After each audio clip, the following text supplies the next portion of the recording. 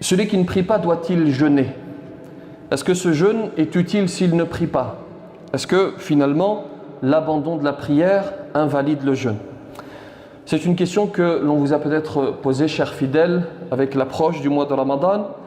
Il y a peut-être même des gens qui sont dans cette situation, qui sont dans la salle, qui ne prient pas et qui souhaitent se rapprocher d'Allah subhanahu wa ta'ala, qui souhaitent se rapprocher de leur religion à l'occasion de ce mois béni de Ramadan, et c'est une bonne chose.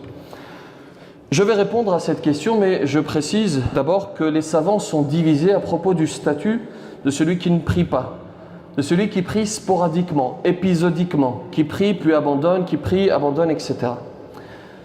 Pour les Hanbalites, dans tous les cas, celui qui ne prie pas sort de l'islam, qu'il ne prie pas par paresse ou qu'il ne prie pas parce qu'il considère que la prière n'est pas obligatoire, quel que soit le cas pour les Hanbalites, il sort de l'islam. Pour les autres écoles, c'est-à-dire les Malikites, Shafi'ites et Hanafites, celui qui reconnaît le statut obligatoire de la prière, mais qui ne prie pas par paresse, qui l'abandonne par paresse, reste musulman et donc son jeûne est valide. Il faut qu'il jeûne, ce jeûne est valide. Je ne dis pas qu'il est accepté par Allah subhanahu wa ta'ala, parce que seul Allah le sait, et de manière générale pour tous nos actes d'adoration, seul Allah subhanahu wa ta'ala sait s'ils sont acceptés. Ils peuvent être valides, conformes, mais l'acceptation c'est entre les mains d'Allah subhanahu wa ta'ala.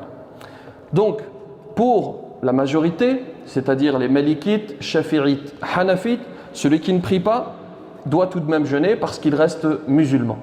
Une fois qu'on a dit ceci, il est important de préciser autre chose. D'ailleurs, j'en parlais avec un imam juste avant le prêche. Et il me disait quelque chose qui m'a semblé pertinent. Il me disait, lorsque nous, imams, nous abordons cette question, nous avons tendance à insister sur la miséricorde d'Allah. À dire, Allah est miséricordieux, même si vous ne priez pas, jeûnez, Inch'Allah, cela est valide et Allah l'acceptera. Mais nous avons tendance, malheureusement, à ne pas insister sur le caractère grave du délaissement de la prière.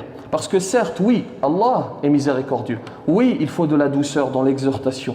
Mais il faut également de la fermeté.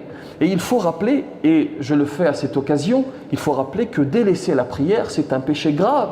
Délaisser un pilier de l'islam. Cette prière qui est si particulière qu'elle a été confiée au prophète sallallahu alayhi wa sallam lors de l'Isra wal Mi'raj. La manière dont elle a été révélée en dit long sur le caractère important que revêt cette prière. Il ne s'agit pas d'une révélation classique, il s'agit pour le prophète sallallahu alayhi wa sallam de recevoir la prière lors de Al-Mi'raj. Et donc je le dis avec force. Oui, il faut jeûner, mais il faut prendre conscience que délaisser la prière, c'est un acte grave, c'est un péché majeur.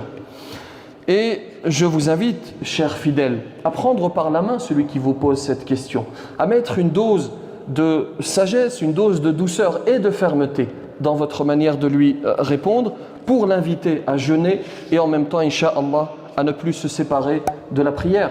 Ce mois de Ramadan sera l'occasion de rappeler que la prière est le deuxième pilier de l'islam. Que toutes et tous, nous devons de prouver notre amour aux gens que nous aimons, n'est-ce pas? À nos parents, à nos épouses et pour les épouses à leur époux. Nous devons toutes et tous de prouver cet amour à la créature, n'est-ce pas? Est-ce qu'il ne serait pas logique alors de le prouver également cet amour au Créateur? Ne pas pratiquer, c'est ne pas montrer cet amour à Allah subhanahu wa ta'ala. Je fais la prière, je me sacrifie pour prouver à Allah subhanahu wa ta'ala que je tiens à lui. Ce mois de Ramadan sera l'occasion de rappeler qu'il est temps de revenir à Allah subhanahu wa ta'ala, qu'il est temps de mettre de côté ce qui est mauvais, ce qui obscurcit notre vie et d'éclairer cette dernière, d'éclairer cette vie par la lumière d'Allah subhanahu wa ta'ala. Soyons clairs et fermes dans nos rappels, mais n'écartons jamais la miséricorde d'Allah subhanahu wa ta'ala, parce que chaque pieux possède un passé et chaque pécheur possède un avenir. Qu'Allah subhanahu wa ta'ala nous accorde un repentir sincère.